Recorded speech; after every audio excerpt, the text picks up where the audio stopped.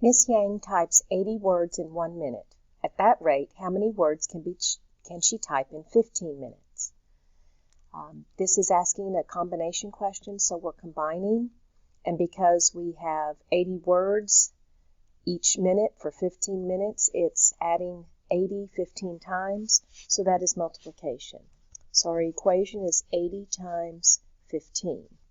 And because there's a 0 here, I can multiply the basic factors. When I pull those out, it is 15 times 8.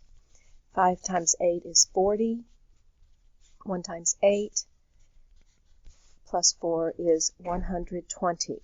And then I'm going to take that 0 and put it behind. And so your answer is H. I will also go on to say that you could use the standard algorithm with this. You could also do the area model with this. Either way, if you do the area model as a quick demonstration, your 80 breaks apart as 80, so that's 8 in the tens place, and a 0 in the ones place. Sometimes that is a confusing factor for some, but this is how you would break that apart. But I find the properties of 0 the easier way.